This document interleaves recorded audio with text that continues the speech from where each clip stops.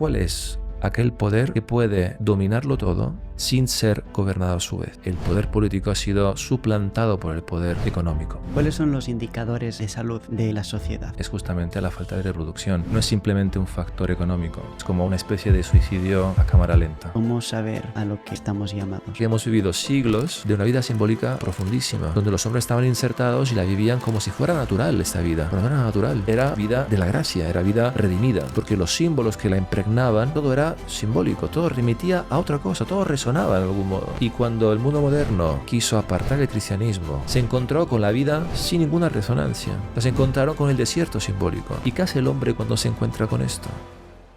¿Vivimos en una sociedad sana? La cultura actual es una cultura del espectáculo, una cultura pop muy rápida, ¿no? Que necesita un cambio continuo y con un mundo simbólico muy pobre, que no evoca nada en el hombre que sea el mero estímulo sensorial. Si no evoca ninguna memoria, no evoca ningún espíritu, ninguna épica, la vida de las personas manifiestan un malestar que impide esta regeneración. Esta crisis es más bien en el corazón del hombre más que fuera de él. Una vida fácil genera hombres débiles. El estado de bienestar nos ha matado internamente. ¿Y cuándo empieza esta decadencia?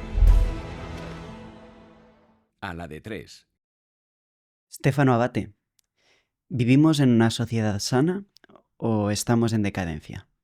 Bueno, me parece que es muy claro que estamos en una decadencia ya bastante larga en el tiempo y que la salud la hemos perdido hace mucho tiempo.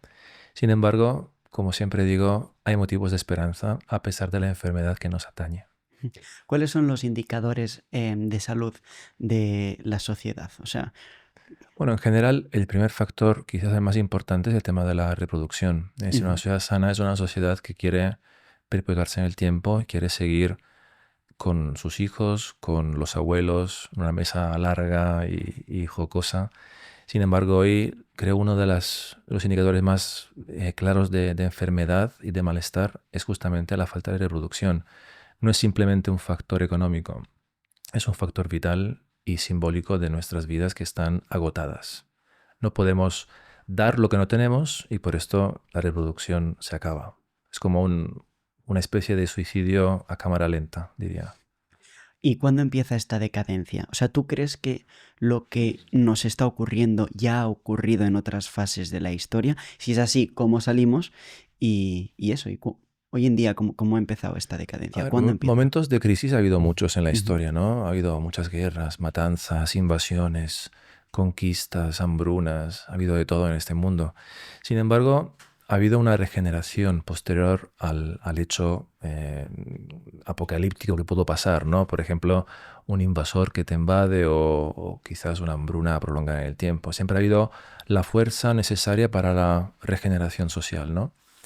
Hoy, en cambio, estamos en un momento en que esta regeneración parece agotada, ¿no? Es como si esta fuerza de regeneración haya sido finalmente vaciada de significado para las personas y se espera un final lento, inexorable, hacia una nada que parece ya asomarse al horizonte, ¿no? Y para contestarte el tema de la salud, ¿no?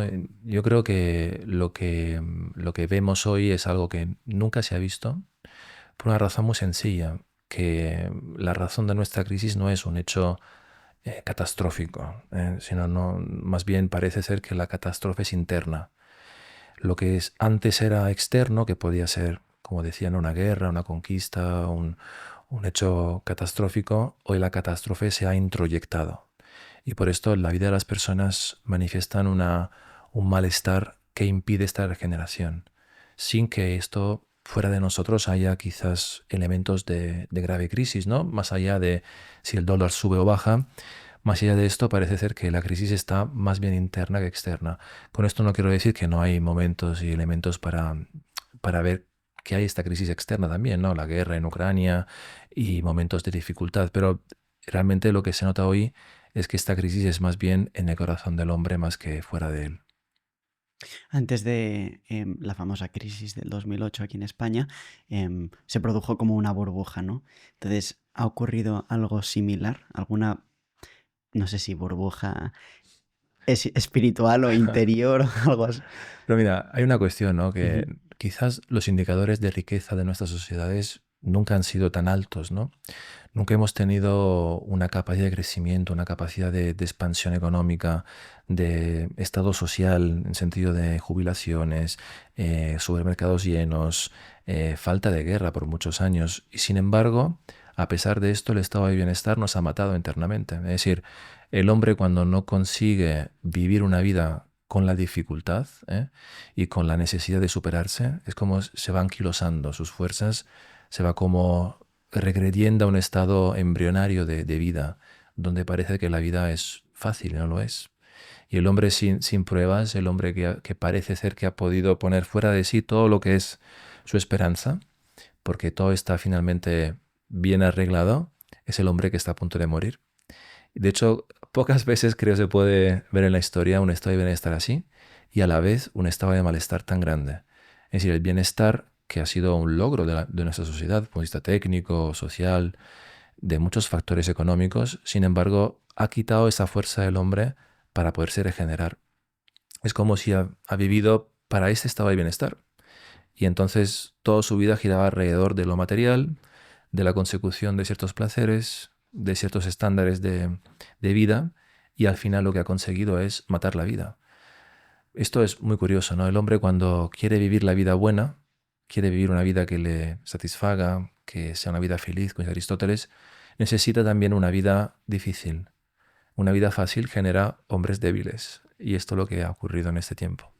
Vidas de mucho bienestar y sin embargo de hombres muy huecos, como dice Walt Whitman, hombres huecos, sin interioridad, sin capacidad de transmitir una vida simbólica, sin fuerza para las dificultades cuando llegan y han llegado finalmente.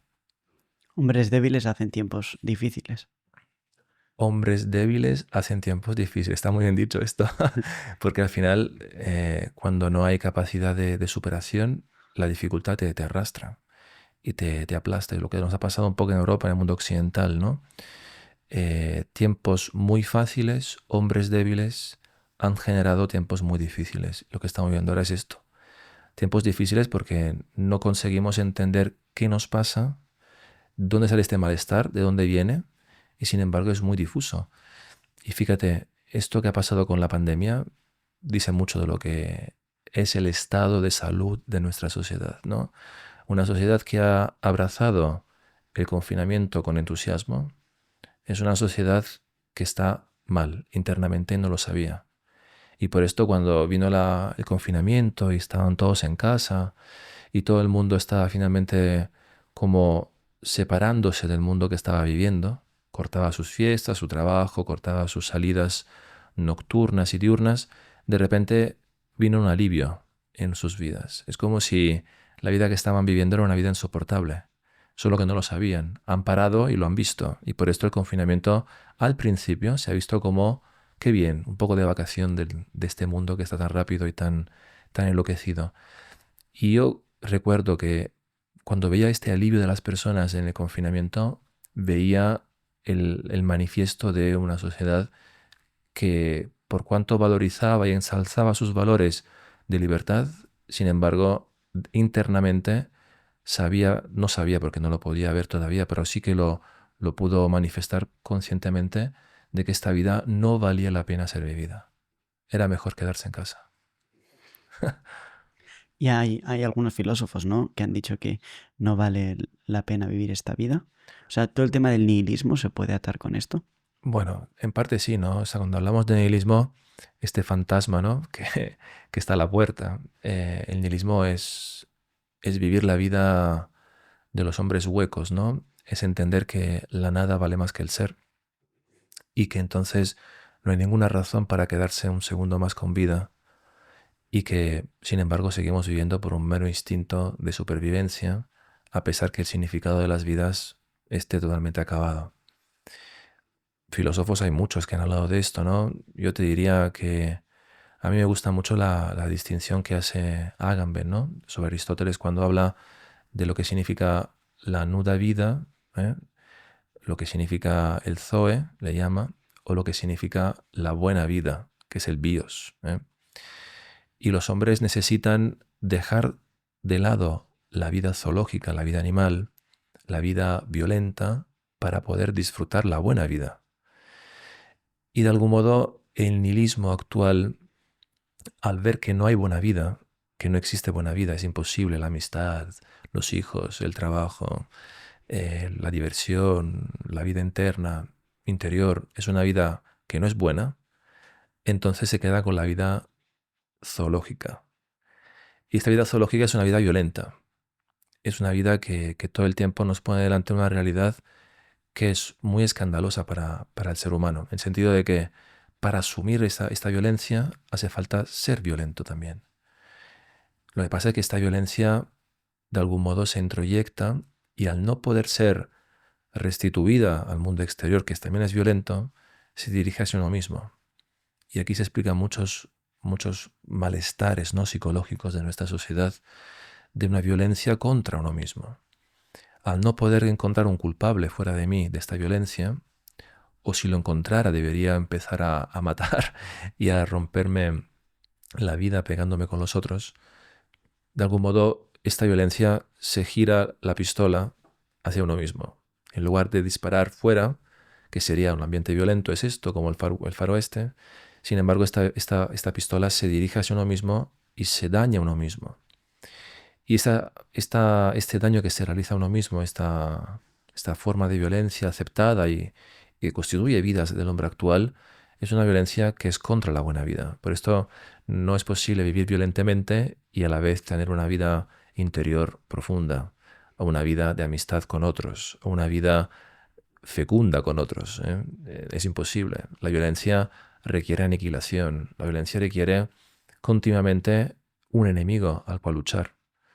Y esto es una condición de vida que para el hombre no, digamos, sí, puede ser natural, como algunos dicen, es el hombre natural de la modernidad, el hombre violento, pero es una forma de vida que, por lo menos de antemano, niega la felicidad.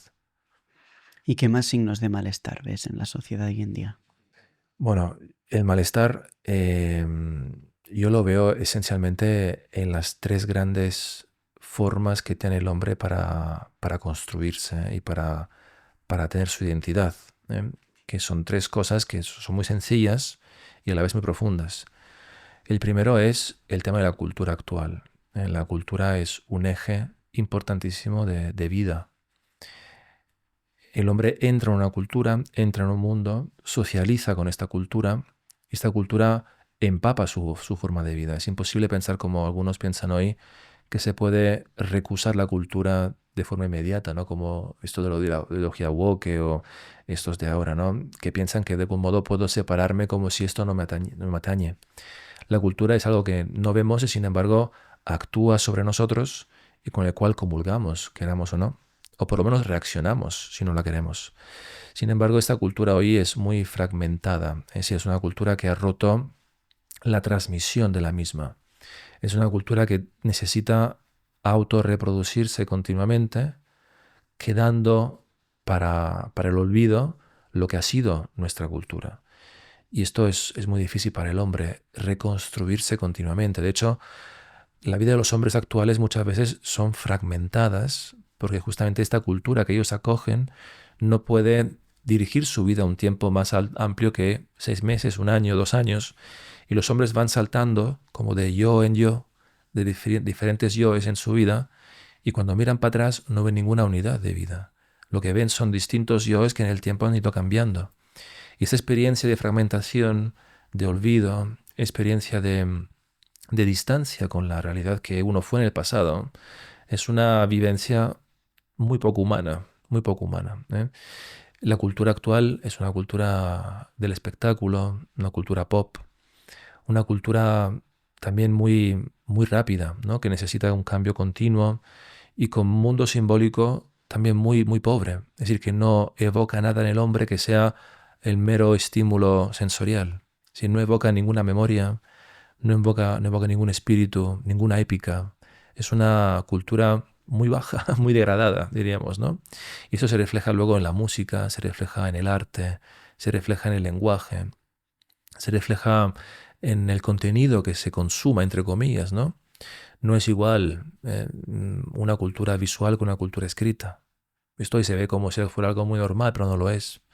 En el sentido que para que el hombre pueda empaparse de algo y pueda entender algo y que le entre algo en su corazón, hace falta tiempo, hace falta digestión, dice Santo Tomás, ¿no? Hace falta que entender las cosas lleve un tiempo, una reflexión, un silencio, hasta una dificultad. Hace falta que esto que leemos o que vemos, de algún modo, entre en nosotros y nos cuestione.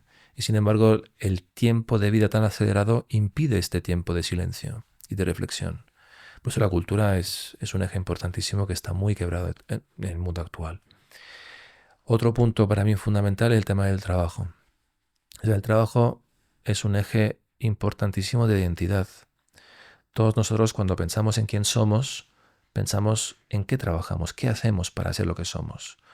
Y de hecho, cuando uno pregunta quién eres, uno responde, soy Stefano, soy profesor, ¿no?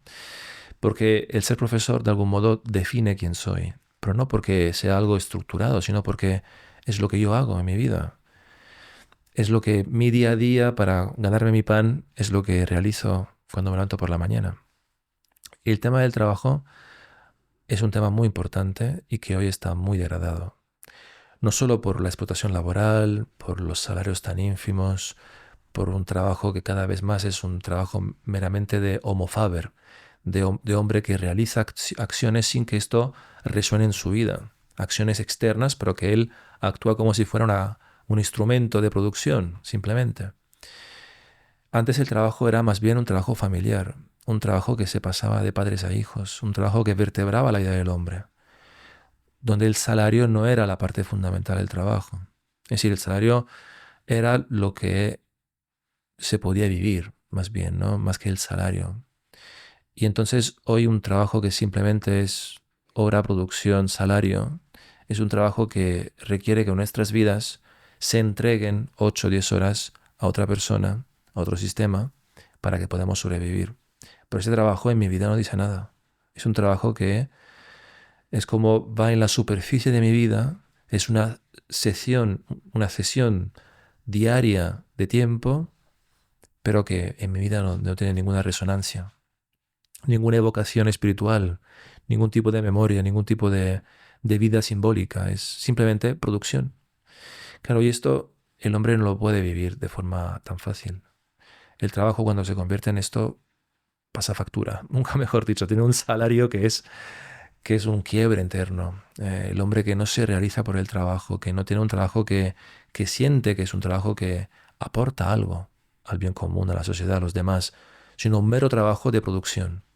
Esto es tremendo. Esto nace no ahora, sino hace ya más de 2 siglos, ¿no? Con el trabajo industrial, ¿no? Cuando uno ve a Charlie Chaplin con los trabajos en las máquinas, el hombre que es un engranaje de esta máquina, ¿no? Y antes era solo el trabajo de obrero como un engranaje de la máquina. Hoy casi todos los trabajos son engranajes de máquinas, aunque no lo sepamos.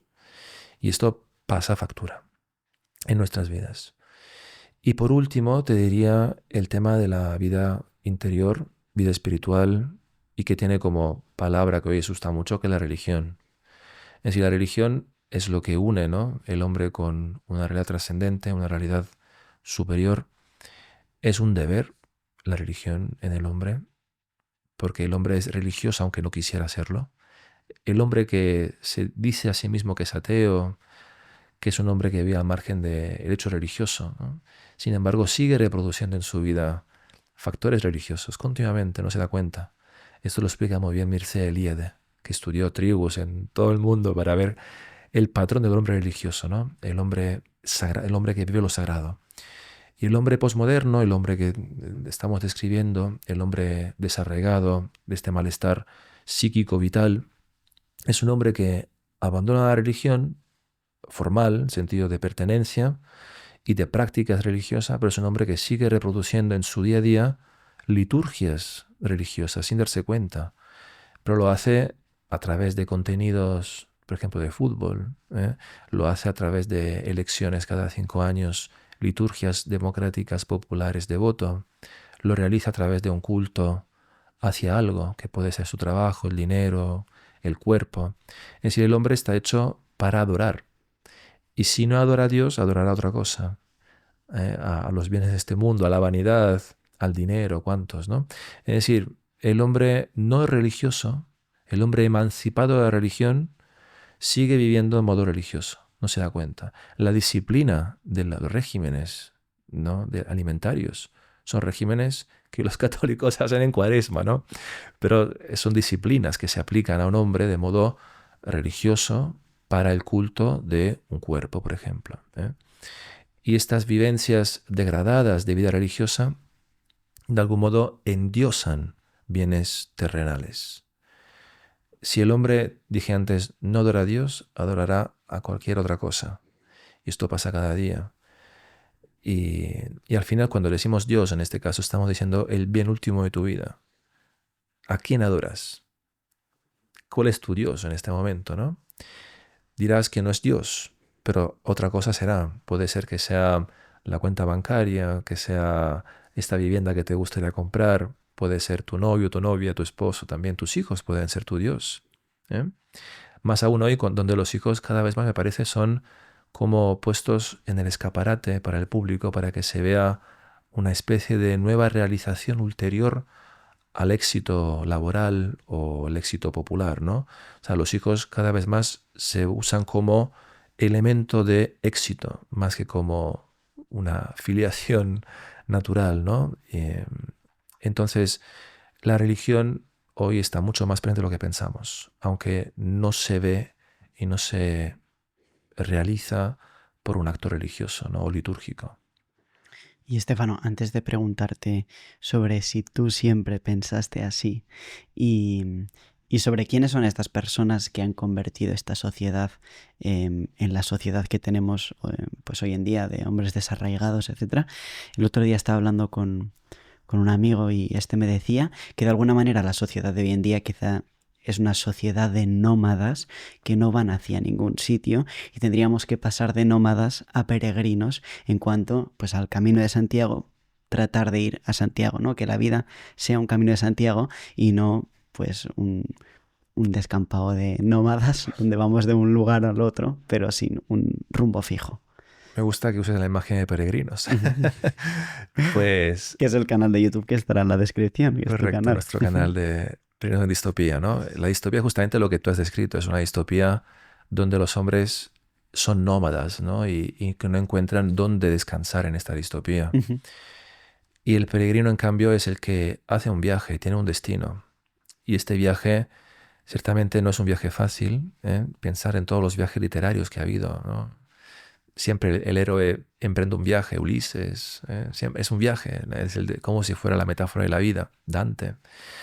Y en este peregrinar, que es muy agustiniano, ¿no? El hombre es un hombre peregrino, el hombre viator, ¿no? El hombre que está de paso y que no se engancha, sabe que no puede descansar en los bienes terrenos o poner su corazón allá, ¿no?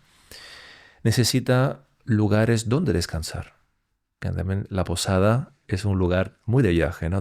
¿Cuál es mi posada?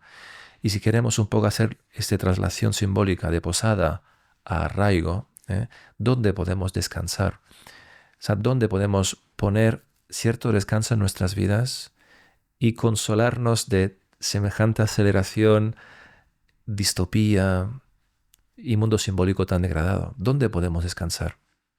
Bien, es una pregunta grande y que tampoco tengo la respuesta, ¿eh? No es fácil, pero sí que hay un par de ideas que puedo dar. Primeramente, a mí se me ocurre un personaje del siglo pasado, ruso, que es Solzhenitsyn. Una historia también fantástica, una persona extraordinaria, un escritor increíble, que se dio cuenta de esto, se dio cuenta porque vio la distopía del mundo soviético, de repente vio la distopía del mundo occidental. Y se dio cuenta que en esta distopía había un primer paso que había que realizar para poder vivir sin mentiras, decía él, vivir sin mentiras. Porque eso es una mentira, ¿no? Al final, este mundo que es ofrecido con sus luces y sus grandes premios y grandes modos o promesas que son irrealizables, es un mundo que es una mentira, en algún modo. Vivir sin mentiras es su gran discurso. Y es una elección, primeramente, ¿eh? Hay que elegir vivir sin mentiras. Y hay que decir no a la mentira. Es decir, si no se puede decir públicamente, porque cada vez más es complicado decirlo, cada vez más decir que la mentira es mentira y decir que las cosas no son como se dicen y lo que el poder ha dicho que es, no es en realidad lo que es. Si eso públicamente es más complicado, y no a todos se puede pedir un acto de heroísmo. Eso es muy cierto. No se puede pedir a todo el mundo que haga de mártir, ¿eh? Ujú. Ciertamente hay que exigir al hombre actual que en su vida elija no mentir. Eso es fundamental. Y esto cada uno lo tiene que decirse a sí mismo, a su corazón. No quiero vivir esta mentira. Reconocerla y elegir no vivirla, ¿no? Y esta mentira significa no comulgar con ciertos mecanismos de control, mecanismos disciplinarios, mecanismos simbólicos que quieren llenar nuestras vidas. O sea, darse cuenta del engaño que este mundo de gran malestar quiere promover en nuestras vidas. Y para hacer esto, dijimos reconocerlo, no aceptarlo y luego dar la vuelta a esos valores antihumanos y poner realmente algo que sea cordial con el hombre. Y digo cordial porque en la antigua Roma la cordialitas era una gran virtud. Recuperar una cordialidad entre uno mismo y el lugar en que vive y el cosmos que vive. Un lugar no digo el pueblo solamente, sino la creación en general. Le llamo cosmos como lo hacía Fegelin, ¿no? Que es una comprensión más amplia del universo en el cual estamos insertados. Y entender que hay una relación cordial entre el hombre y este universo. Y que se manifiesta en un entendimiento de este universo, un entendimiento de uno mismo y de una correlación íntima entre lo que ha sido creado y lo que soy yo. Y esta conexión íntima es lo que permite al hombre darse cuenta que en la vida hay un bien y que el ser que uno vive no es una desgracia, sino que es justamente todo lo contrario, es un don.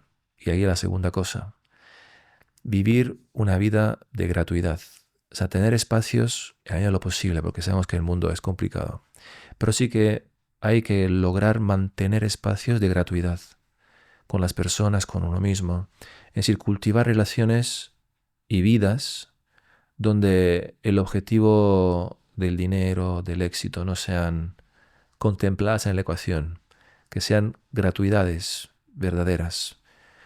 Y eso se realiza a través de un servicio. O sea, el ponerse al servicio, que es como la lógica evangélica que escandaliza este mundo, porque el mundo está hecho al revés, que el mundo esté a mi servicio, que todo el mundo venga a mí y me sirva. Sin embargo, se rompe con la lógica esta de ponerse al servicio de los otros. Y ahí uno se da cuenta de que en este dar la vuelta al valor del mundo, que el mundo promueve, que es el yo, el éxito personal, el comerse el mundo, ¿no? Como decía Steve Jobs, estar hambrientos, ¿eh? Pero un hambre que es de mundo, ¿no? Un hambre de verdad. Pues es justamente lo que permite crear como vidas que ya no son orientadas a un interés, sino más bien orientadas a una verdad. Y esta verdad que estoy diciendo, ¿no? Que es una verdad sobre uno mismo, sobre su naturaleza, sobre las relaciones humanas, hay que construirla cada día. Es una verdad que debe empapar nuestras vidas y que nace de esto que dije, ¿no? No quiero participar de la mentira. Si te está gustando la entrevista, este es el momento de suscribirte, así nos ayudas a seguir creando contenido y entrevistas de valor para todos vosotros. Muchísimas gracias. ¿Y cómo estar en verdad? ¿Y cómo saber a lo que estamos llamados? Bueno, gran pregunta, ¿no? Em, Santo Tomás hizo una cosa en la Suma contra Gentiles al principio, que dice que hay algunas verdades que fueron reveladas que podían haber sido conocidas por los hombres de forma natural y que sin embargo convino que se revelaran para que el hombre pudiera alcanzarla más fácilmente. ¿Eso qué significa? Que hay verdades que son de orden natural, verdades que el hombre comprende con su razón, intuye de algún modo, experimenta en su vida y que sin embargo Dios quiso confirmarlas por la revelación, como si puso un sello todavía más importante, ¿no? Y esto, ¿a qué se refiere Santo Tomás con esto, no? O sea, hay verdades que son de orden natural, como por ejemplo el hecho de que hay una vida que está hecha para ser transmitida. O sea que así como venimos de algo y de alguien, que procedemos de un cierto amor, también estamos orientados a este amor. O sea, Santo Tomás también lo dice, ¿no? Hay como en la vida de los hombres, en general, en metafísica, hay un inicio que también coincide con un cierto final. Y saber de dónde venimos, saber a qué hemos venido a realizar en este mundo, también nos permite conocer el fin de que tenemos que realizar, ¿no? Y esta verdad, que es la vida que es transmitida, la vida que se tiene que dar, un don a los otros, se manifiesta esencialmente en la procreación, que hoy está muy bajo sospecha. Procrear hoy es una de las acciones más revolucionarias que hay. ¿Por qué? Porque la procreación es justamente decir de modo intrínseco que vale la pena subsistir en este mundo y vale la pena transmitir algo bueno de este mundo. Es decir, hay muchas cosas que están escondidas en la procreación. Sobre todo el hecho de decir que merece la pena seguir viviendo, ¿no? Y que el ser es bueno y por esto se perpetúa, ¿no? Que el ser es más fuerte que la nada. Y esto es lo que el mundo actual, de algún modo, no quiere reconocer.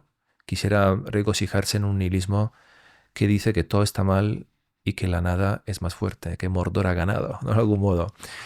Y sin embargo no es así. La experiencia del hombre, la más inmediata, es que la vida no es simplemente un fracaso, sino que es como dicen los gnósticos, ¿no? Una caída. Sino más bien que la vida, con sus dificultades y con su condición temporal, que también es importante, es una vida que tiene un bien escondido. Y este bien escondido merece la pena conocerlo, amarlo y transmitirlo. Y Estefano, ¿qué más cosas ves escondidas en la sociedad de hoy en día? Por ejemplo, no sé si el divorcio, pues que 7 de cada 10 nuevos matrimonios terminan en divorcio, que el otro día escuchaba Jordan Peterson que decía una cosa que es una realidad, que hoy en día un chico de 15 años con un móvil puede acceder a más mujeres que cualquier rico o cualquier rey de la antigüedad, ¿no? Y también eso, antes hablabas un poco de la inmediatez, del que no paramos, del que tenemos todo para allá. Entonces, ¿qué más lecturas puedes hacer y qué más cosas escondidas están detrás de ellas? Abres un melón enorme, que es el melón del sexo, ¿no? Sí. En la época postmoderna. Aquí hay una cosa que hemos de entender, que es fundamental. Y es que lo que ha pasado en los últimos 50 años sí que es una novedad que antes no pasaba. Y son tres cosas esencialmente, tres grandes elementos, hechos que han pasado. Uno es el divorcio, otro es la anticoncepción y tercero es el aborto. Y los tres dan vueltas sobre la cuestión femenina, la cuestión de la mujer. Marx comienza diciendo que la opresión de clase comienza en el núcleo familiar, donde el varón, con su patriarcado, domina mujeres e hijos, por una razón doble: tener hijos que sean suyos y segundo, que la herencia del padre pase a sus hijos, transmisión patrimonial, digamos. Si el matrimonio es esto, entonces tenemos un problema. Sin embargo, Marx encuentra una verdad. Y la verdad es que el varón quiere que los hijos sean suyos. Eso es cierto. Y toda la sexualidad antigua, el matrimonio romano y luego el derecho civil moderno, se funda sobre eso, sobre la certidumbre de que los hijos sean del padre. Y esto de algún modo queda algo, ¿no? En derecho civil, queda algo todavía escondido en el entresijo del derecho actual, moderno, en lo que es la fides, que es la fidelidad de los esposos. Que es como si se quedó algo en el derecho que queda enganchado ahí, que queda como un remanente de un mundo antiguo que ya ha sido superado, la fides, la fidelidad, pero que ha quedado en el derecho, donde no lo han quitado aún. Todavía está metido ahí, aunque no tenga ninguna fuerza jurídica, pero está ahí, sigue estando ahí. Entonces, ¿qué ocurre con la relación sexual? Ocurre que el tema del divorcio, por ejemplo, es el primero que entra, es la emancipación de la mujer del marido y también parte de los hijos, ¿eh? Porque la anticoncepción, que es el paso siguiente, es el paso de poder decir que la mujer vive el sexo como el varón. La carga del sexo no queda en la mujer, sino que la mujer puede prevenirlo o curarlo, que es el aborto. Es decir, que si falla la anticoncepción, tenemos la segunda puerta, que es el aborto. Esto no es novedoso. Es decir, los romanos también lo hacían, los griegos. No es algo escandaloso en el sentido de que nunca ha pasado esto. El hombre esto lo ha hecho siempre, pero nunca lo ha podido hacer con la fuerza de la técnica actual. O sea, nunca lo ha podido hacer con la capacidad tan certera de alcanzar el objetivo. Y al conseguir esto, se ha engendrado un nuevo mercado sexual, cosa que no estaba contemplado. Es decir, ¿qué había por debajo de esta institución monogámica patriarcal que hablan las feministas? ¿Había la libertad sexual en la cual cada uno puede moverse como quiere y finalmente hay sexo para todos? La respuesta es no. La respuesta a la libertad sexual femenina, cosa que es algo muy novedoso, no es la fiesta sexual que se prometía, como una gran orgía finalmente de todos con todos, de la poligamia, el poliamor, todo esto que dicen hoy, la fluidez. Lo que se está viendo cada vez más es que el mercado sexual desregulado, donde hay una componente fundamental que es que la mujer puede no engendrar hijos a pesar de usar un comportamiento sexual promiscuo, y también pongo otra fórmula en la ecuación, que es el estigma social de la promiscuidad, cosa que hoy no existe más. Es algo muy novedoso. Fijaros cómo la música hoy ensalza a la mujer no solo empoderada, sino mujer promiscua. Esto es algo muy novedoso. Esto nunca había pasado. Esto lo explica Eva Iluz también, ¿no? La socióloga sobre el amor. Explica esto, explica diciendo que siempre el capital sexual femenino había sido la virginidad. ¿Qué significa eso? Significa que la mujer tiene valor en el mercado sexual por su virginidad, por su no ser usada, digamos, por así, ¿no? Y por esto hoy se habla mucho del body count, se habla mucho de todo esto. ¿Por qué?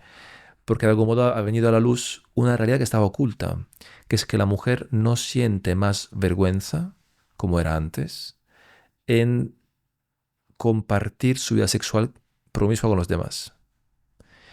Y esto es algo muy novedoso, esto no había existido nunca. Entonces, cae el estigma social de la mujer promiscua. Fijaros, todavía hoy el insulto más común es decir una mujer promiscua, porque esto era muy atávico en la vida de los hombres. Que esto no sea más así y que ser zorra es un privilegio, es algo muy novedoso. ¿Qué consecuencia tiene esto?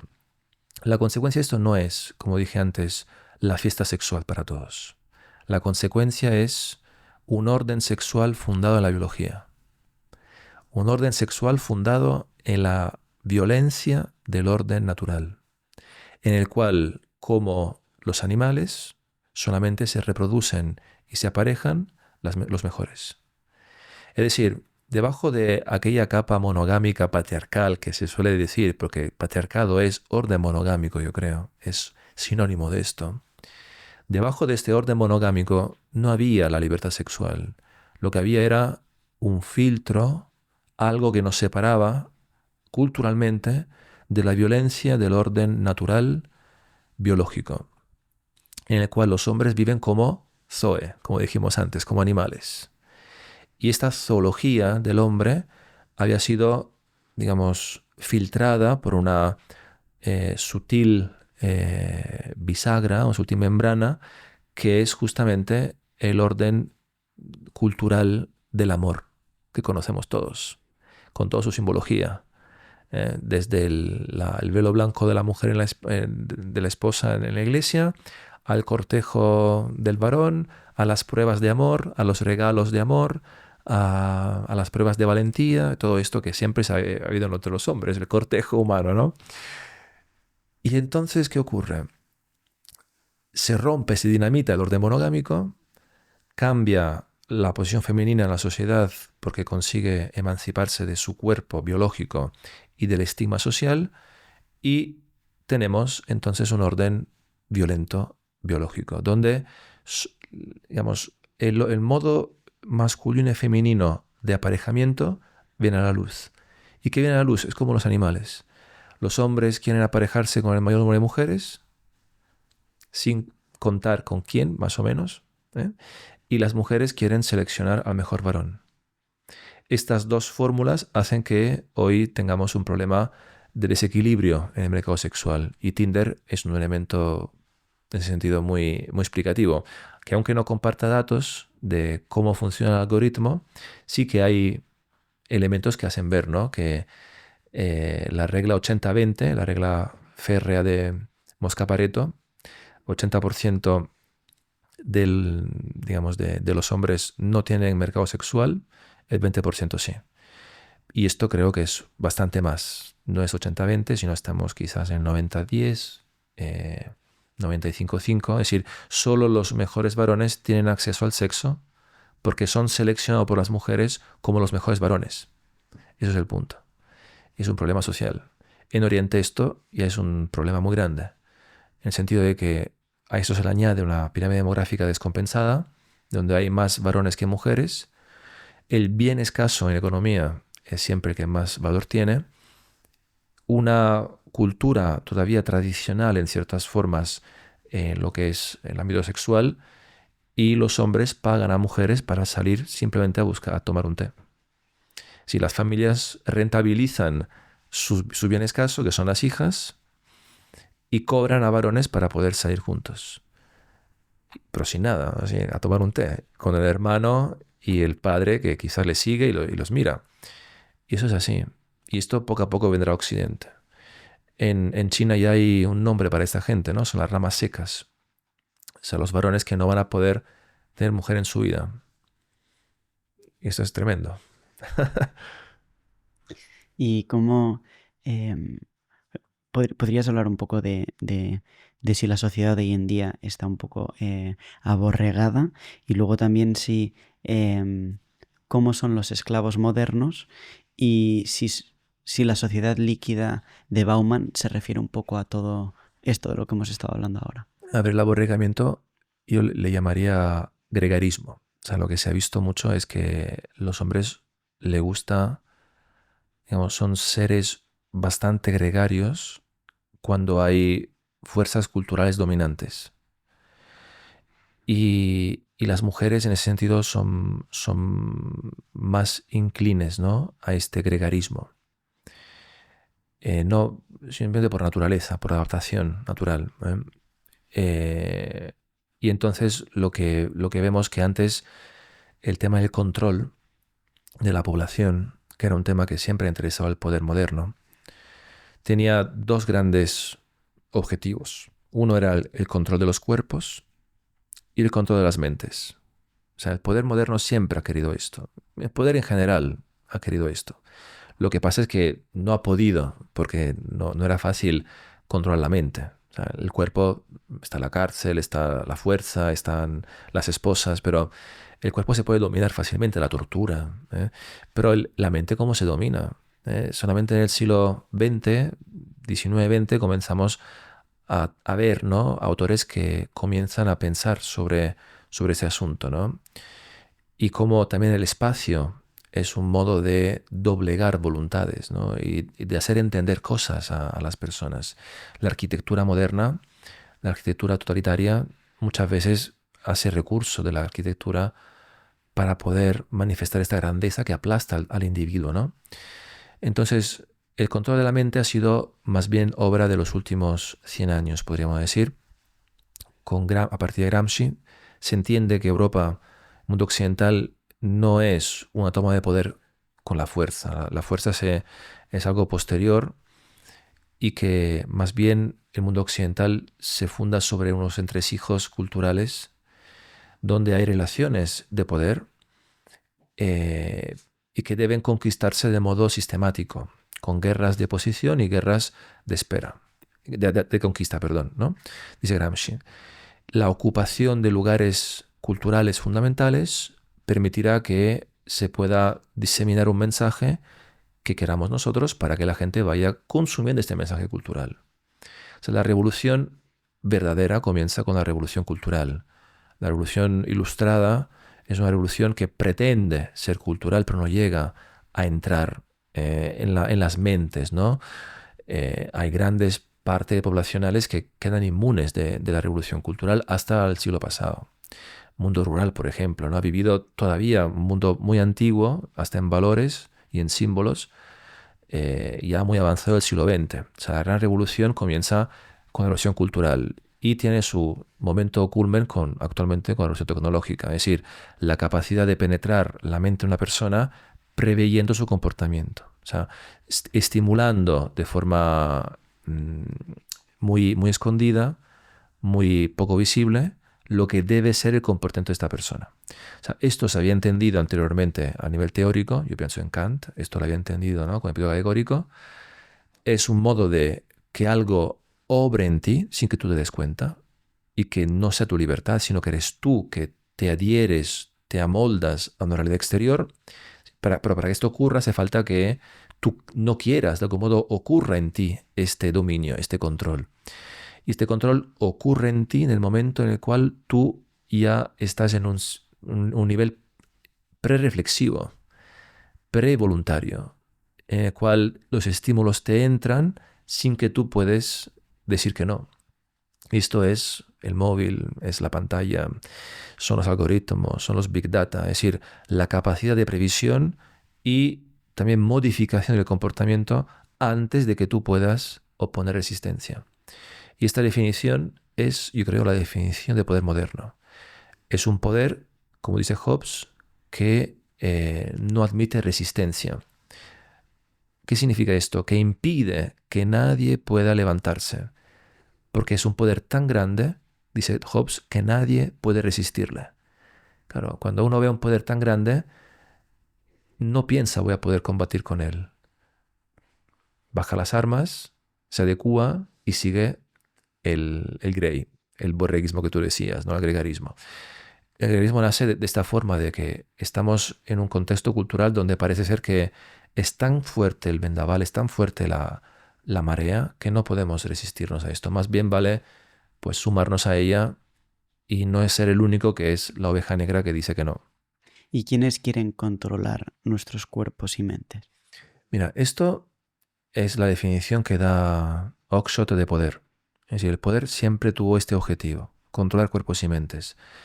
¿Por qué esto? Porque de algún modo en el poder se oculta algo que es lo que San Agustín llama la voluntad de dominio. La llama el libido dominante. O sea, hay como un placer en dominar al otro. Entonces, a la respuesta que tú me haces, yo te diría, deberíamos saber quién gobierna hoy. Es la respuesta. ¿Quién tiene el poder hoy? Y no es fácil responder a esto, pero seguramente no son los que dicen que tienen el poder.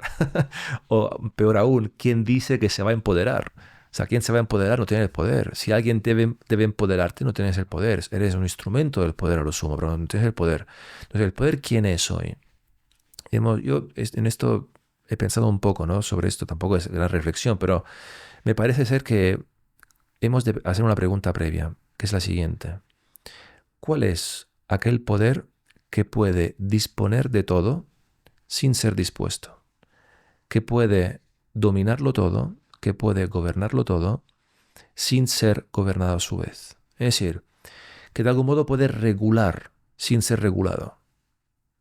¿Qué tipo de poder es un poder que consigue a la vez la falta de resistencia porque es demasiado grande y que por ser tan grande no puede ser regulado, pero regula todo? Todo significa todo, cualquier aspecto de nuestra vida, hasta los más recónditos, ¿no? Entonces, Foucault dice una cosa que creo que tiene razón, ¿no?, que es el paso de, dice, de lo político a lo jurídico, de algún modo, ¿no? Que el poder cada vez más son los legisladores, las leyes, el aparato judiciario. Pero luego hay otro salto, que es el salto del poder jurídico al poder económico. Es decir, que lo económico se ha configurado como un modo de gobernar. Y un político puede ser perfectamente aquel que dice que tiene la receta económica para la sociedad, como si esto fuera lo único que cuenta en la sociedad. Y el poder económico es cada vez más el poder que regula. Entonces, me parece que no son los que están en el gobierno los que gobiernan. los que regulan, sino más bien los que tienen el poder y el gran capital. En ese sentido hay una frase que dijo Benedicto XV, el Papa, 15, no dice 15, Ujú. y luego la dijo también Pablo VI, la repitió, hablando de el imperialismo internacional del dinero. Y esto no es nada de izquierdas en absoluto, sino que es una constatación, de hecho, de que el poder político ha sido suplantado por el poder económico. Y usa a la vez las palancas del poder político, del poder jurídico y del poder económico. Es decir, usa la fuerza del Estado represor, usa la fuerza de lo jurídico y usa la fuerza de lo económico. Ujú. Y Estefano, viendo la historia de la humanidad, ¿crees que vivimos en un ciclo sucesivo de ideologías fallidas o que realmente estamos avanzando de alguna manera como sociedad, aunque ahora comentabas que cada vez estamos más huecos por dentro? Que ahí la segunda pregunta sería cómo llenarnos. Bueno, hay dos tipos, ¿no? de modo de ver la historia, si es la cíclica o la progresiva, ¿no? Que son una, la griega, podríamos decir, que es el mundo griego, y la otra la más bien moderna, ilustrada, romántica también. Sin embargo, la visión cristiana y en parte judía, ¿no? Dice que la historia es más bien una línea no recta, sino con distintos movimientos regresivos y progresivos, que sí camina hacia un punto final, ¿no? Que sí tiene un punto final que es conocido. Sin embargo, lo que es entre medio, el juicio es muy difícil darlo porque el trigo y la cizaña viven juntos y entonces no sabemos muchas veces desde nuestra perspectiva histórica qué está pasando. Pero sí que las ideologías de algún modo tienen una cierta coherencia interna. Yo la coherencia yo la veo mucho, por ejemplo, en lo que es el poder, lo que dijimos antes, ¿no? Es decir, ideología significa romper la realidad para canalizarla a través de una mera idea que dé explicación de lo global, histórico, político, social, económico, ¿no? Por la idea. Es como hacer pasar por un embudo toda la historia y a ver qué sale de ahí, ¿no? Y la ideología, de algún modo, de fondo, lo que Nietzsche viene a decirnos, que por debajo de tantos discursos, narrativas modernas, ¿no? Y la razón, y la libertad, la democracia, el progreso, de fondo siempre ha habido una sola cosa, que es la libido dominandi, que es el deseo de dominio. Yo creo que los hombres han sido cada vez más monótonos en, en ocultar esto. Es decir, la narrativa que esconde el deseo de dominio es muy aburrida. ¿Por qué? Porque al final están como con una tapadera escondiendo un elefante en la habitación para que no se vea el elefante. Y te van diciendo, ¿no? La democracia, la separación de poderes, y tenemos el progreso, el bienestar económico, las normas, la separación de carrera judicial, todo esto que son los grandes mitos, las mitologías modernas y posmodernas. Nietzsche viene a decirnos, señores, es un gran cuento esto. Es decir, detrás de esto siempre ha habido una sola única cosa, que es voluntad y dominio. Más vale enfrentarse a un sistema totalitario y que sea por lo menos claro en sus asuntos y que diga las cosas como son y que nos diga que viene a mandar y que no hay espacio para esta libertad supuesta que te dan como regalito de Navidad, ¿no? Tenemos libertad, no. Es que usted nunca ha sido libre. Fijaros, nunca en la modernidad nadie, ningún autor piensa que la libertad sea un atributo humano. Desde Lutero en adelante, la libertad es algo que está bajo sospecha, siempre. La libertad es algo que debe ser dada a los hombres, otorgada, porque si actúan por sus instintos, animales, zoológicos, son incontrolables. Por esto, cuando uno escucha la retórica de la libertad, la retórica de esto, de la democracia, del voto, de la justicia, cuando de fondo sabemos que hay una voluntad de dominio tan grande, yo prefiero un sistema totalitario. Y lo digo con conciencia. ¿Por qué? Porque por lo menos sabemos de qué muerte vamos a morir. Y no es una muerte a cámara lenta, donde pensamos que somos libres y sin embargo vivimos en un sistema que todo el tiempo nos está haciendo borregos y esclavos. Es más fácil una resistencia, un acto de libertad en un contexto de esclavitud que en una falsa narrativa de libertad. Si uno piensa que es libre, no le puedes pedir libertad, él piensa que ya la tiene. Y es imposible romper este molde de libertad posmoderna con esta retórica de la libertad, porque dicen, somos ya libres, ¿qué nos falta para ser libres? Lo tenemos todo. Y sin embargo, nunca ha habido tanta homogeneidad, tanto gregarismo, tanta forma común, digamos, estandardizada de comportamiento como hoy, bajo la supuesta libertad y espontaneidad, originalidad que el mundo moderno va proclamando por doquier. Es una experiencia muy común, por ejemplo, en la universidad, ver lo que piensan los alumnos cuando entran a la universidad. Y asusta ver la homogeneidad que hay. Asusta ver que todos piensan con unas categorías que por cuanto piensan que están uno contra el otro, sin embargo, comulgan con las mismas categorías de fondo. Que el debate que tienen es un simulacro, no es verdadero, porque al final comparten lo que está de fondo. O sea, las bases últimas que ellos no son conscientes que tienen son perfectamente iguales. Y esto no es fruto del azar, esto se construye con años de educación pública, privada, concertada. Es decir, esto hace falta que haya un plan. Sin plan esto no ocurre.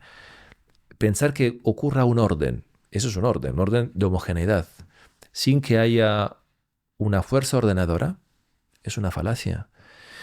Más aún cuando uno se debe dar cuenta en este tiempo que cuando hablamos de educación y sanidad, que fueron las grandes banderas del mundo moderno, ¿no? Los grandes elementos de progreso en el mundo moderno, ¿no? La sanidad para todos, pública, gratuita, y también la educación, alfabetización de las masas, para todos, todas las escuelas. De repente estos dos grandes pilares de la modernidad se están cayendo los dos, bajo la presión del mercado laboral. No hacen falta ya masas ni instruidas ni sanas. No hacen falta. ¿Por qué? Porque antes, para el trabajo industrial, hacía falta obreros que sabían leer y escribir, obreros mínimamente aculturados, que tenían una formación básica de lectoescritura y que fueran sanos para trabajar. Sanos, sin enfermedades epidémicas, sin comportamientos que podían llevarles a faltar al trabajo, por ejemplo, ¿no? Pensar en Ford, ¿no? Que buscaba a los borrachos de su barrio. O sea, hacía falta gente que cumpliera con la máquina de producción. Hoy, en cambio, esto no hace falta más. El sistema productivo actual no necesita de obreros y tampoco de gente sana. De hecho, lucra sobre la gente que está enferma. O sea, el mundo actual, el sistema productivo actual necesita gente enferma y gente inculta. Y esto es lo que tenemos hoy. Por esto la educación está como está y la sanidad está como está. Uno se queja y dice, pero mi cita al médico de cabecera está en 4 meses. Es que quizás el poder no quiere que esté sano.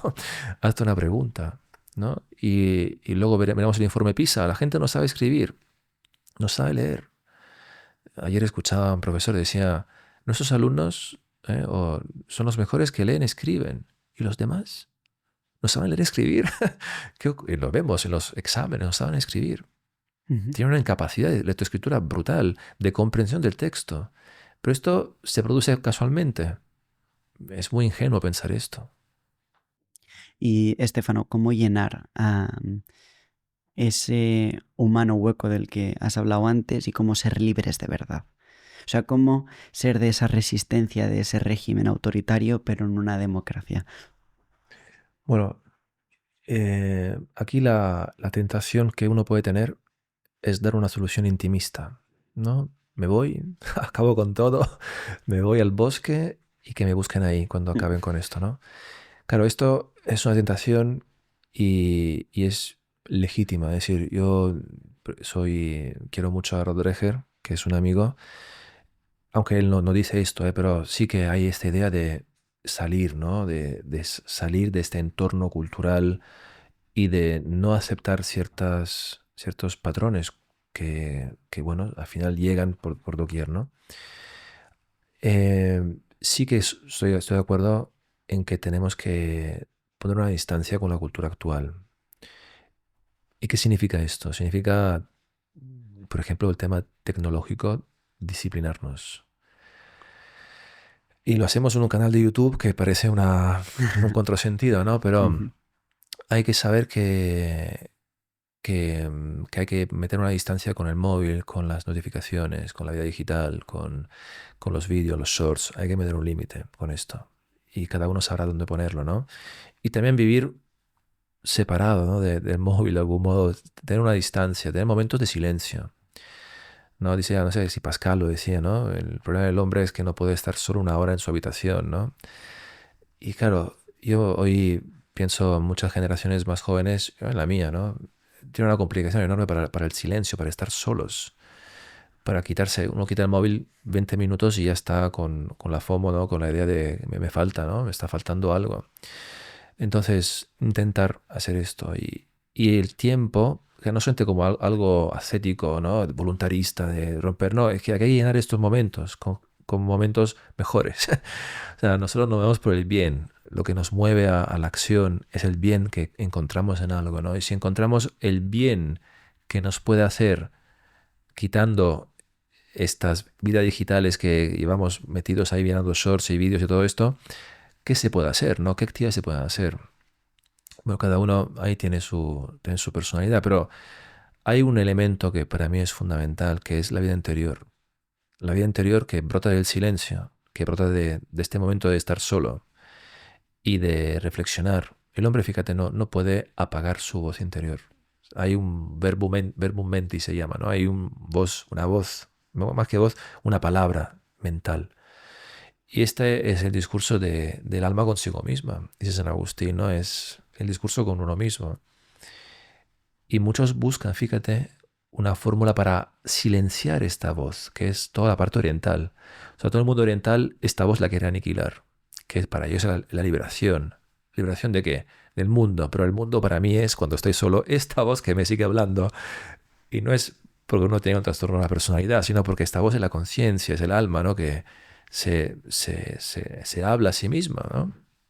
Entonces, si el mundo oriental, la solución que tiene es silenciar la conciencia, silenciar el verbum mentis, silenciar esta voz interior, el mundo occidental, creo que, hablando en general, lo que ha hecho con ese silencio es orientarlo a Dios, a un diálogo con Dios, en hacer monacato. Eh, Este mismo silencio en el mundo oriental lleva al nirvana, digamos, y el mundo occidental lleva a San Benito. ¿eh? Y, y con esto no quiero decir, ¿no? Que hemos de irnos, como dice Rod, ¿no? De irnos afuera, quizás algunos puede hacerlo, ¿no? Pero sí que encontrar un espacio vital donde este discurso cultural no interfiera continuamente con nuestra vida interior. Eso sería fundamental. Ahora, vida interior, yo pienso de forma pragmática, ¿no? ¿Qué sería esta vida interior? ¿Qué debemos hacer para la vida interior? Primeramente, algo inferior, que luego lo superior es más grande, es la lectura. O sea, hay que leer, aunque cueste. A muchos cuesta leer, hay que leer. Y no hay que leer cosas, no hace falta irse a la librería para buscarse el último libro de no sé quién, sino hace falta leer los clásicos, hace falta leer la base de nuestra cultura. Pienso desde Homero a Dante, a Dostoyevsky, hay que leer y disfrutar esta lectura, porque con la lectura no es solamente no es una evasión del mundo, como muchos pueden pensar, leo porque me aíslo, ¿no? La lectura es diálogo con el autor y con los personajes, pero íntimamente. El teatro es cuando uno lo ve representado, ¿no? La lectura es un trabajo sobre uno mismo. Y también la escritura. Es algo muy humano escribir. Los que estaban en las cavernas dibujaban, por ejemplo, ¿no? En las cuevas. Y no digo que vayamos a las cavernas a dibujar, ¿no? Pero quiero decir que se puede tener un, es que escribir, escribir pensamientos, escribir vivencias, dejar memoria de uno mismo, ¿no? Esto hoy mucho lo hacen las fotos. Las fotos se hacen mucho para la memoria, ¿no? Eh, bueno, leer y escribir es fundamental, yo creo. Y en la medida que uno puede, no hace falta ser Shakespeare para escribir. Ujú. Y luego yo te diría la vida espiritual, que es fundamental, ¿no? Es la vida de la abertura hacia Dios. Y en ese sentido es encontrar a Dios en la vida. ¿Y cómo el hombre encuentra a Dios? Principalmente lo encuentra en los seres creados, dice Santo Tomás, ¿no? Pero el modo para descubrir a Dios es descubrirlo a través de la naturaleza. O sea, maravillarse por las cosas creadas, que existe un orden antes que mi vida. Y entender que este orden me precede y que este orden me engloba y que este orden es también dentro de mí, no solamente está fuera de mí. Pero esta consonancia, esta resonancia, dice Rosa, ¿no? Armut Rosa, entre mundo interior, microcosmo y macrocosmo. Esto se ha roto en el hombre posmoderno, se ha desquiciado. De hecho, se ve mucho, ¿no? En el manejo del cuerpo, en cómo el hombre posmoderno usa su cuerpo y de cómo no reconoce en la naturaleza un orden. Y todo esto, el ecologismo también es parte de este desorden, yo creo, ¿eh? Porque es una vivencia natural deformada, no inmediata, ¿eh? No natural, mejor dicho. Entonces, redescubrir esta relación hombre-cosmos, ¿eh? En el ciclo de la naturaleza, en el ciclo de las cosas creadas, en una planta, en el ciclo lunar, en la estrella polar, en una planta que brota en primavera. Es decir, volver a maravillarse. La maravilla es el primer paso del hombre para conocer, dice Aristóteles. El hombre moderno no se asombra más, no se maravilla de nada. Todo está sometido a la mecánica de la técnica para él. Es un dominio, no es una contemplación.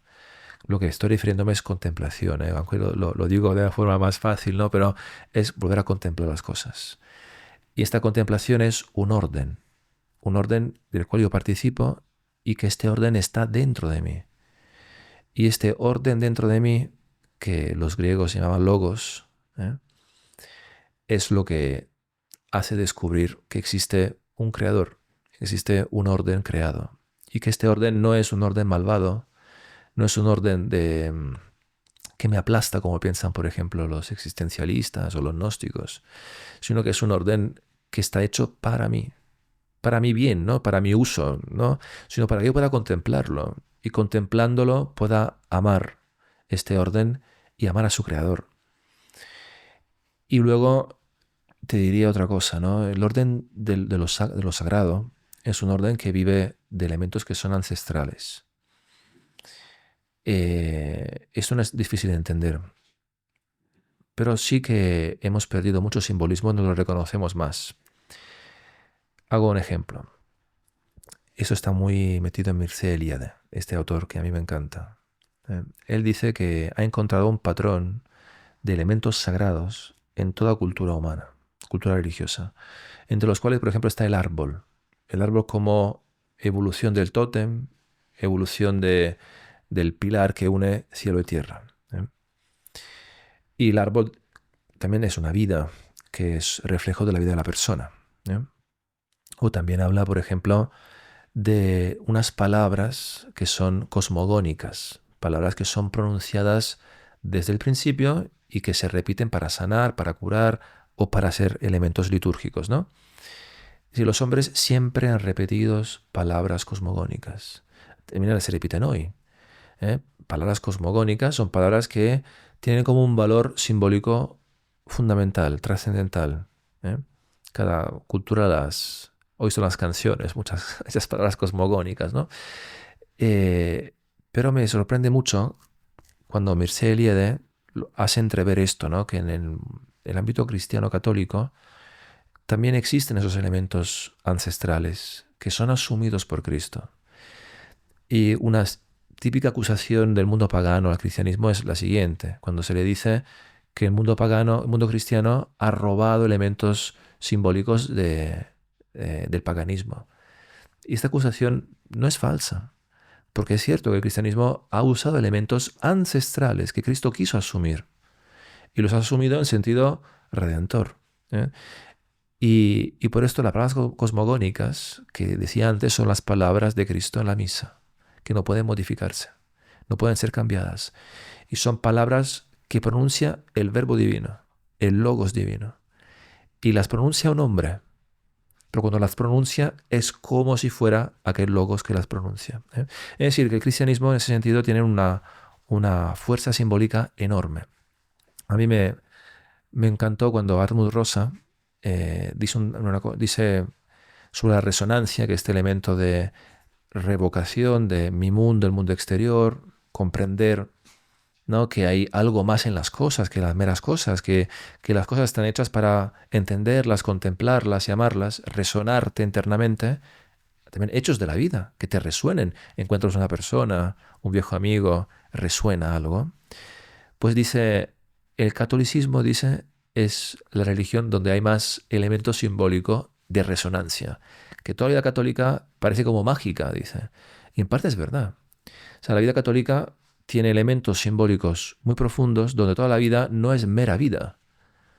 No nos damos cuenta que hemos vivido siglos de una vida simbólica profundísima, donde los hombres estaban insertados y la vivían como si fuera natural esta vida.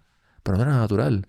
Era vida de la gracia, era vida redimida, en ese sentido católico.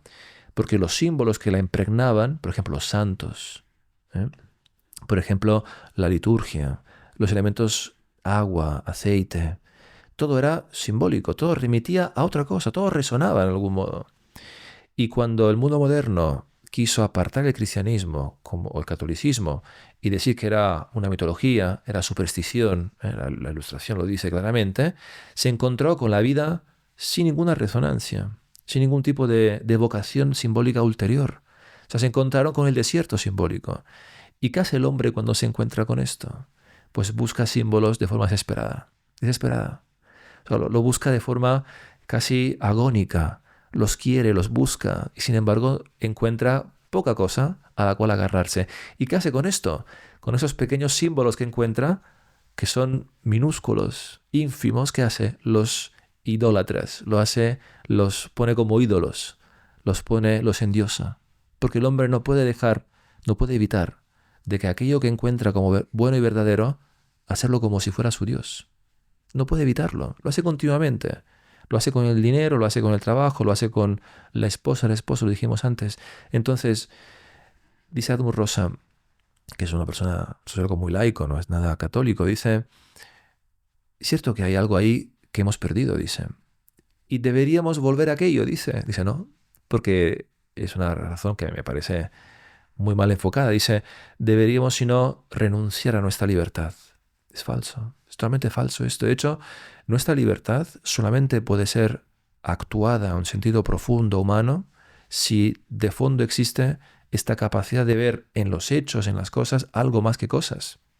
No mera procedimentalidad, instrumentalización, sino como algo que, como la rosa del Principito, el zorro, ¿no? Lo mismo, como algo que nos dice algo.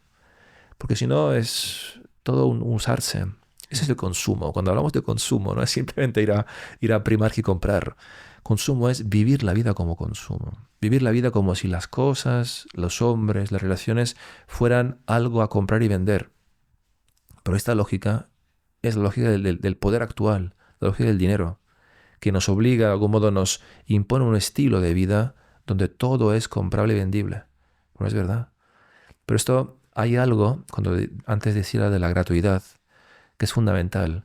O sea, cuando algo es gratuito, sale del circuito del consumo. Ipso facto, en cuanto algo está hecho con gratuidad, con amor, es cuando se rompe esta lógica del desierto de la resonancia, del desierto simbólico. Porque algo ha valido más que todas las cosas que estaban delante mío. Ujú. Y cambiando ya un poco de tercio, Estefano, em, lo primero que encuentro, de las primeras cosas que encontré al buscar tu nombre en Google, era la palabra gnosticismo o gnóstico, ¿no? Entonces, ¿podrías hablar un poco de ello? Bueno, es que la gnosis es una herejía antigua Ujú, de los primeros siglos del cristianismo y que tiene una profunda fuerza tanto en ese entonces como ahora. Es decir, la gnosis como herejía nunca ha sido del todo derrotada, a diferencia de los albigenses, no sé, o de los monofisitas, o no sé, donatistas. No sé, hoy no encuentras esta gente, pero sí que encuentras agnósticos. Y digo, hay muchos gnósticos perdidos por ahí. Y por eso me interesé por esta herejía, para ver qué significaba, y es la herejía quizás más importante del catolicismo, del cristianismo, que cuaja en el primer siglo, segundo siglo más bien, cuaja porque encuentra en el cristianismo elementos que consigue utilizar para su doctrina. La doctrina es muy sencilla. No se significa conocimiento. Y lo que ellos dicen que son portadores de un conocimiento superior que le ha sido dado por naturaleza, por un momento mítico de antaño, que han recibido este conocimiento y que ha sido atrapado este conocimiento, esta partícula divina de su conocimiento ha sido atrapada en un cuerpo material que es la existencia humana. Por esto ellos se saben que son procedentes de un mundo anterior, de un mundo que es el pleroma, un mundo perfecto, de unidad, de divinidad. Ellos son una parte de Dios perdida por el mundo. Y claro, cuando esta conciencia surge en una persona, es un iluminado, evidentemente, lo sabe todo. Y además sabe que la existencia humana es una mentira. Es una mentira y es una condición que nos ha sido dada por un Dios malvado, que es Yalbaoth, el Dios Antiguo Testamento, o puede ser otros. De todos modos, alguien nos está engañando. Y entonces mi conciencia es un engaño, mis sentidos son un engaño, abro los ojos, es una mentira, todo lo que veo es para mi mal. Al final entiendo que solamente mi neuma, así le llaman, mi gnosis, mi conocimiento es lo que realmente debería existir en este mundo. Y ahí se emprende un viaje titánico por parte del gnóstico para modificar el mundo a su alrededor y a sí mismo, de modo tal que finalmente triunfe su doctrina desconocida al mundo, que no entiende nada y que solo él entiende y que debe finalmente modificar esta situación de angustia total, ¿no? Claro, esta gnosis es la madre, es la levadura de todas las revoluciones modernas. Por eso es importante. Porque la revolución moderna, a partir de la Ilustración en adelante, lo que viene a decir es que Dios se ha equivocado con el hombre, Dios ha creado un mundo que no está bien, pero nosotros lo hemos entendido. Y somos los que somos, entre comillas, los gnósticos, tenemos el conocimiento y venimos a arreglar este mundo que está totalmente dado vuelta. Nuestra acción en el mundo es la acción redentora. Y aquí tenemos todas las revoluciones actuales, la técnica también actual, el transhumanismo. O sea, tenemos todo el intento del hombre de salvar el mundo, salvarse a sí mismo, en un intento realmente desesperado de arreglar esto que está muy mal, ¿no? Sabiendo que todo lo que la gente dice del bien y del mal, de lo justo y lo injusto, es una patraña. ¿Por qué? Porque son gente que no ha entendido. El mundo se divide entre nosotros y los otros. Y los otros son, dicen, los ílicos, le llaman, los materiales, los que son simplemente materia. Estos materiales no entienden nada. Por eso el gnóstico es un hombre que es impermeable, es un hombre que consigue aislarse del mundo, entender que lo que él ha entendido es lo único válido y que su acción en el mundo es salvadora. Viene a salvarnos. Aunque tú no lo sepas, te vengo a salvar. Y por esto hago mi acción en el mundo. Entonces, esto hoy lo vemos mucho, por ejemplo, en el transhumanismo, ¿no? La gnosis, por cuanto es una herejía antigua, su centro, su doctrina, es una doctrina que seduce mucho al hombre, porque le hace sentir muy importante, como le halaga en su vanidad y le halaga en su solución a la vanidad. Es decir, hay algo de los gnósticos que de algún modo todos comparten, que es el mirar el mundo y decir, algo aquí ha pasado. En este mundo algo está roto. Lo que debería ser no tiene la suficiente fuerza para realizarse. Hay algo de bien y sin embargo el mal es aplastante. Y entonces, ¿cómo es posible que este bien esté tan sometido al mal? Pues el gnóstico te lo dice. Dice, mira, es que la razón es que nosotros que somos buenos lo hemos entendido y tenemos la solución. La culpa es de un Dios malvado que venimos a sustituir. Por esto, nosotros somos los nuevos dioses. Somos los que salvamos al mundo, a la humanidad. Claro, esto es muy, muy invitante para el hombre. El hombre emancipado, el hombre que es el yo, el hombre individualista, se siente muy atraído por esta doctrina, aunque no lo sepa, ¿eh? Y más, por ejemplo, todo el tema de la sexualidad, ¿no? El gnóstico, antiguamente, fíjate, la Iglesia, cuando prohíbe el funeral a los suicidas, no lo hace de una forma inmisericordiosa cuando los suicidas, ¿no? Sino que lo hacía porque se ponía, ¿no? en el funeral, ¿no? En la causa de muerte, se ponía en odio a la fe. Es decir, el gnóstico se suicidaba odiando a Dios. Y el suicidio era el último acto de libertad frente a un Dios que me obliga a vivir. Para librar mi pneuma, mi centella divina, tengo que matarme. Por eso el suicidio era la forma última de libertad en el mundo gnóstico. Pero que alguien muera en odio a la fe, como dice la Iglesia, no puede ser sepultado en tierra católica, decían, en tierra sagrada. Por esto hoy esto no se hace, porque la gente se suicida no lo hace por una condición gnóstica, lo hace por otras razones, ¿no? Mucho más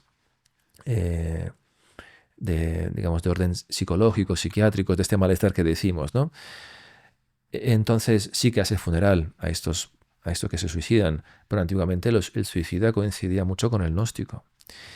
Y por esto el gnóstico es un peligro social, porque siempre cuando ha habido brotes gnósticos, gente que de repente se monta una secta, por ejemplo, Fegelin piensa que los calvinistas fueron una secta gnóstica. El marxismo, dice Fegelin, profesor de sociología de la cátedra de Max Weber en Viena, en el siglo pasado, dice que el marxismo Marx es un especulador gnóstico, así le define, que prohíbe las preguntas. Prohíbe las preguntas. Es una de las cosas más típicas de la gnosis, prohibir las preguntas. Esta prohibición, Marx, por ejemplo, la manifiesta cuando se pregunta sobre el hombre. Se pregunta, ¿qué es el hombre? Y empieza toda una explicación sobre el trabajo, qué trabajo hace el hombre vive por la manualidad, por la transformación de la naturaleza. Luego se pregunta, ¿pero de dónde nace el primer hombre? Si hacemos una cadena. Y dice una frase que es tremenda, dice, deja de abstraer y dejarás de preguntar. Es decir, deja de pensar las cosas, deja de preguntarte, dice Marx, deja de preguntar y dejarás de abstraer, de decir, ¿dónde está el primer hombre? Entonces, la prohibición de preguntar hoy es un tema muy actual. ¿Cuántas cosas no se pueden preguntar? Hay preguntas que son inconfesables. Inconfesables. Hay preguntas que son delitos, directamente. Entonces, aquí uno puede rastrear un elemento gnóstico en esta sociedad, donde unos grandes iluminados vienen a decirnos que finalmente por su doctrina liberan a los hombres, a los trabajadores, a las mujeres, a los oprimidos, a los migrantes, porque ellos han entendido cuál es la verdad, a costa de prohibir las preguntas. Y cada vez más, cuando uno pregunta lo que no debe preguntar, es delito de odio. Hasta preguntar es delito de odio muchas veces. Entonces, y luego hay lo que Fegelin llama en estas revoluciones gnósticas los tabúes. O sea, tabúes son palabras inconfesables o palabras que se tiran al otro como si fueran un hechizo, ¿no?, a otro para dejarle en un estado de plena indefensión. Por ejemplo, hay palabras que no se pueden decir. No sé si en tu podcast se pueden decir, pero por ejemplo, la palabra facha, Sí. que es una palabra, o se dice mucho, eres un facha, es una palabra gnóstica, en el sentido de que permite la aniquilación del adversario sin sacar ninguna espada. Es un modo como de niños cuando jugábamos a pilla-pilla o lo que sea, es decir, pillado. ¿Qué significa esto? Que no puedes más jugar. Si digo facha, ¿quién dice antes facha? Ha ganado. Porque al final es que el primero dice al otro este juego perverso, ¿no? Pero de fondo, ¿qué hay? Te prohíbo preguntar, te prohíbo hablar, te prohíbo decir las palabras tabúes. Es un modo para conservar lo que Fegelin llama la impermeabilidad. Es decir, la comunidad se cierra sobre sí misma y se defiende de cualquier tipo de pensamiento crítico, reflexivo, a través de prohibiendo los instrumentos de la reflexión, que son las palabras, que son las preguntas. Esto es lo que vivimos hoy, ¿eh? Pero ¿hasta dónde, perdón, se puede limitar la libertad de expresión de una sociedad o de las personas? O sea, me da la sensación que ahora cada vez más tienen menos fuerza este tipo de palabras. No, porque se han usado tanto, quizás se han prostituido, ¿o no? Bueno, es cierto que ahora se han usado demasiado, ¿no? Y por esto han perdido su fuerza inicial, ¿no? Pero queda el mecanismo, queda de pie. Serán otras palabras, otras preguntas las que serán prohibidas. La libertad de expresión hoy está bajo sospecha, digamos. O sea, las redes sociales, basta ver lo que ha pasado con los escándalos, ¿no?, de Facebook y la selección en Twitter antes de lo más, ¿no? Es decir, cómo se ha querido limitar y sesgar, ¿no?, la comprensión de la realidad, ¿no?, bajo la supuesta posibilidad de injerencias de países extranjeros o discursos de odio. La cuestión es que la libertad de expresión es buena siempre y cuando se limite a lo que es verdadero, ¿no?, y que no sea mentirosa. Pero no hay una razón de fondo para que una sociedad limite unas preguntas que tienen como una buena fe de fondo, Ujú. ¿no? Entonces, cuando se hace esto es porque se está realizando un cierre a modo gnóstico de una comunidad que vive de su exclusividad, vive de su comprensión de la realidad, que es la última comprensión posible en este mundo, y que si tú no estás dispuesto a aceptarla, como dice Rousseau, te obligaremos a ser libre. ¿Qué significa obligar a ser libre? Es decir, esto se puede declinar en muchos modos. Si tu libertad es incapaz de entender los frutos maravillosos de nuestra comunidad cerrada y que ha entendido todo, tenemos varias opciones. Antes la opción era te mandamos al Gulag. A Solzhenitsyn le mandaron al Gulag 25 años. Un cuartín de siglo, ¿no? Le decían un cuartín, 25 años en Siberia. Hoy, en cambio, esto no se hace. O se hace menos. Hoy digamos, la tortura digital pasa por cerrar una cuenta, quizás, ¿no? O pasa por un escarnio público. Es mucho más efectivo esto, ¿no? La presión que puede tener una red social de millones de personas que van contra una sola persona es muy potente. Ujú. Por esto, las personas que han resistido a esta shitstorm, ¿no?, lo que han resistido a esta oleada de insultos y de agresividad, son casi héroes, ¿no?, del mundo digital, porque han podido conservar la verdad, ¿no?, que ellos querían comunicar, a pesar además de estas palancas que son enormes, ¿no?, de acción que tiene ese sistema. No es solamente las redes sociales, sino es también, como decíamos antes, la unión del poder judicial, el poder político y el poder económico. Es decir, el poder tiene muchas herramientas para silenciarte, no solamente cerrarte la cuenta, ¿no? Una inspección de Hacienda silencia a muchas personas, o una multa por delito de odio. Es decir, las formulaciones jurídicas no han quedado obsoletas en un contexto posmoderno donde parece ser que somos más libres y la censura es más suave. Es decir, las palancas viejas, de viejo régimen, las disciplinarias, como lo llama Foucault, siguen siendo válidas cuando son necesarias. Parece que no están ahora, pero de repente llega, ¿eh? Y cuando llega, mejor te escondas porque son muy potentes, ¿eh? Por esto, digamos, la resistencia a un sistema de control social es posible siempre. Y pienso que es posible también en un sistema mucho más digitalizado, como puede ser, por ejemplo, en China o sobre blockchain. Es decir, siempre hay mallas de libertad. Es decir, la libertad humana es irreductible, aunque el precio a pagar para conservarla sea más alto cada vez, ¿eh?